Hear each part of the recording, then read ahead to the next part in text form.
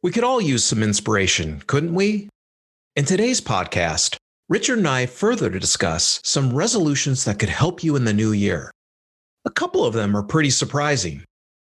But in every successful major gift officer we've known, it's part of how they work every day.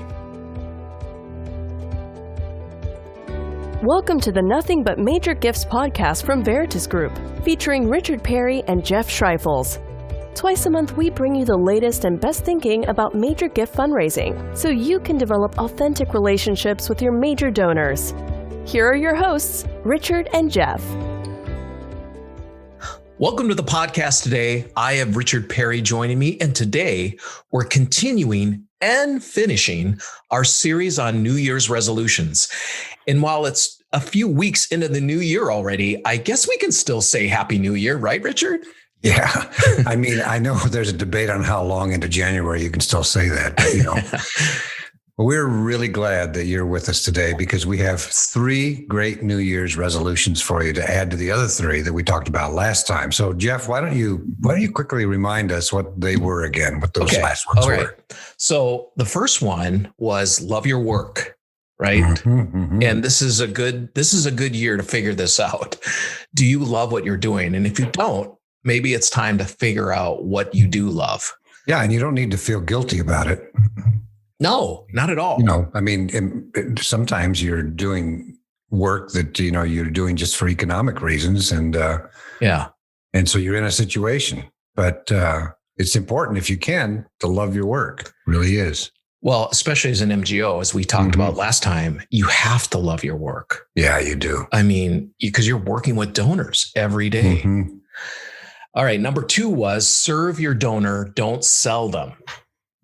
That's counterintuitive, isn't it? Yeah, because, the pressure on you as a major gift officer is get the money. That's the pressure we're all feeling from your manager, from leadership. But as a major gift officer, that the best way to obtain the money is actually to serve the donor first, build the relationship, and the money will become a result of that service to the donor. We've always said that money is a result, not the objective. Exactly. Which again, when you're thinking fundraising, even the word fundraising is to raise the funds. Yeah. So therefore, that's what I've got to be doing. No, you got to serve your donor, satisfy their passions and interests, and as a result, the money will come. Yeah. All right. Number 3 was set goals. And there's 3 types of goals. Portfolio goals. So for your major gift portfolio, set goals for every donor. Professional goals. What do you want to do with your career? And personal goals. What do you think? Oh, I mean, I like that. I know. I like that too. And, Jeff, you and I practice all of these in our business and in our personal lives. Yeah. And it's important to have a goal to know where you're going. You can't just leave things up to the last minute thinking or, the circumstances around you. Better to know where you're going. So goal setting is very, very important. And of course, people associate goal setting with the new year anyways, don't they? Yeah, that's why we're talking about it now. This is the time. Okay, so those 3 were really, really good. Now, I think a great 4th resolution, Jeff, and this is going to sound really strange, but it's a good one. Here's the 4th one. Make mistakes. Oh, yes. I love that. Well, now let's qualify this. It's not like don't make mistakes on purpose. No. But the idea is take a risk. And you might make a mistake, but don't be afraid of that. Yeah. So, I mean, I think our natural tendency as humans is to play it really safe. It takes something extra to take a risk and potentially fall, flat on your face. But we really believe that if you want a breakthrough in your work, you're going to have to walk through some fire of fear and risk and failure. Yeah. To get through that. So risking failure is a big deal. And that's another thing that you and I practice. It's like, well, let's try that. Yeah. In fact, it's really interesting to me, Jeff, on that one, the ratio of good ideas to product launches. Mm-hmm. So the ratio of ideas to product launches in the commercial world 1,250 to 1. Wow. So you could say like there's 1,249 mistakes until you get one out the end. And if you actually examine life, that's how it is. You've got to get out there and not be afraid of making a mistake. So that's a really good resolution. Yeah. And when you take a risk, one of two things is really going to happen, right? You either become wildly successful or you fail, but at the same time, you learn an incredible lesson. You make a mistake, but you move forward. And I actually think both of those things have a positive outcome. Oh, they really do. They really do. In fact, when you fail, it's actually a doorway to success. I mean, instead of looking at it as like, well, I'm a miserable failure. I'm no good, and start talking yourself down and go into a dark place.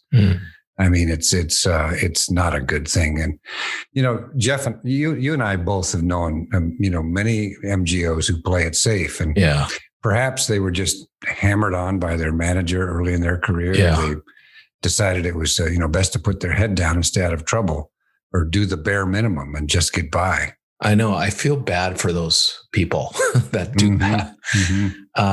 Those MGOs, they're afraid to make mistakes. But I really think if you live that way, you really stop living. Truly. Yeah, you do. You really do. One of my favorite quotes is from Robert White. Here's what he says. Everything we enjoy in society is a direct result of accumulated learning derived from millions of mistakes. Kind of like what you were just talking about. No mistakes, no progress. Yet we still look at making a mistake as embarrassing, wrong, or an act bordering on sin. If you're making mistakes, it means you're doing things, taking risks, stretching yourself. You're growing and learning. And isn't the journey, the experience, not the destination, what life is all about? Wow.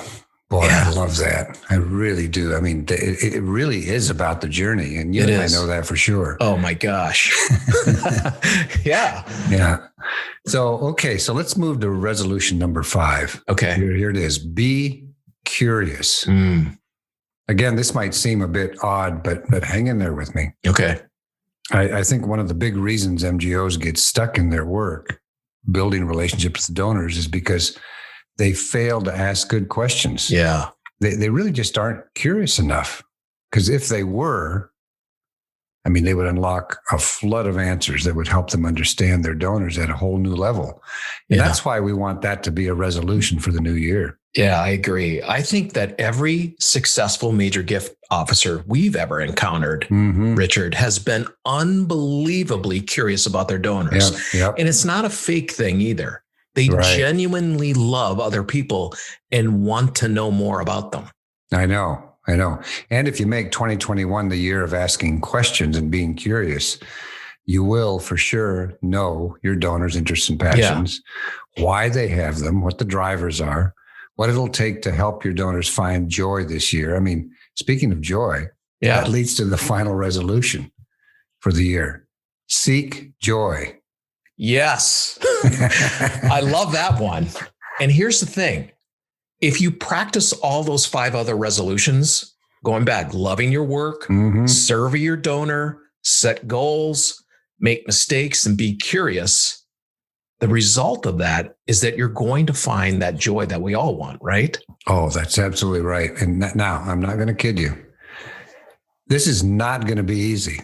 It's not going to be easy. Finding joy is actually pretty elusive. It's not something you just experience, just boom. It's going to happen every day. But you'll find it in interesting places. That's the thing. So like when a donor calls to thank you for the way you attended to her need, or, when you see a donor's face light up when you've matched their passions and interests with a project of yours, or even when your manager notices how tuned into your portfolio you are and you're making your revenue goals. Those are joy producing. Or when you see firsthand how a donor's gift that you've solicited made a difference in the world and made it a better place. Seek joy, right? I know. Yes. This is good stuff. It is. Now, before we end the podcast today, I want to make you aware of a free resource for you. It's our white paper called why you should be a major gift fundraiser. Mhm. Go to veritasgroup.com and look for our resources tab, and you'll find it there. Why you should be a major gift fundraiser, veritasgroup.com. Thank you for joining us today. And we'll say it one last time. Happy New Year. And Happy New Year. We'll see you next time. Yeah, thank you. Thank you for joining us for the Nothing But Major Gifts podcast from Veritas Group.